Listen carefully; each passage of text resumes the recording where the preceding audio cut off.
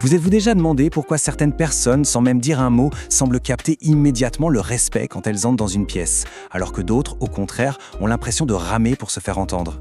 C'est une question essentielle et la réponse, en fait, est beaucoup plus simple qu'on ne l'imagine. Voilà la première piste, et elle est un peu déstabilisante, je l'admets. Et si le regard des autres n'était en fin de compte que le miroir de quelque chose de bien plus profond? Quelque chose qui ne viendrait pas d'eux, mais de nous. On a souvent cette idée que le respect, ça se gagne, ça se mérite, qu'il faut le négocier par nos actions. Mais et si la mécanique était complètement différente? Si ce n'était pas du tout une question de demander quoi que ce soit? Et voilà, c'est ça, le vrai changement de perspective. Le respect ne serait pas une transaction, mais une réaction. Une réaction que l'on peut provoquer, presque de manière scientifique. C'est vraiment le cœur de ce qu'on va voir ensemble aujourd'hui. Allez, on plonge dans le vif du sujet. Il y a une vérité qui, je préviens, peut être un peu difficile à encaisser au début, mais qui est incroyablement libératrice une fois qu'on l'a vraiment comprise. Bon, cette affirmation est assez forte, on est d'accord. Si ce n'est pas un manque de respect volontaire de la part des autres, alors c'est quoi? Quelle est la véritable dynamique qui se joue sous nos yeux? Et voilà, la clé est là. Les autres ne font que réagir, comme un miroir, à l'énergie, à la confiance ou aux doutes qu'on projette. Ce n'est pas personnel en fait, c'est une réponse quasi automatique à des signaux qu'on envoie souvent sans même s'en rendre compte. Et c'est là que ça devient génial. Cette idée change tout. Le pouvoir n'est plus à l'extérieur, chez les autres, mais bien à l'intérieur. Et tout ce qui est à l'intérieur, eh bien, on peut le changer. Alors justement, c'est quoi ces fameux signaux qui sabotent le respect? On va identifier les 5 comportements les plus courants, ces petits saboteurs silencieux qui envoient exactement le mauvais message. Qu'il s'agisse de vouloir plaire à tout prix, d'éviter les discussions qui fâchent, ou simplement de la façon dont on se tient, tous ces comportements envoient un seul et même message sur la valeur qu'on accorde à ses propres besoins. Et le point crucial, il est là.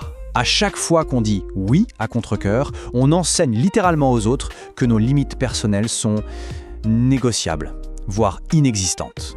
Et les gens, croyez-moi, ils apprennent très, très vite. Le corps, lui, ne ment jamais. Il parle bien avant que les mots ne sortent de notre bouche. Des épaules basses, un regard qui fuit, une parole un peu trop rapide, tout ça, ça crie le doute. À l'inverse, une posture droite, des gestes posés, un rythme de parole tranquille, ça projette une assurance qui donne un poids incroyable à tout ce qu'on dit.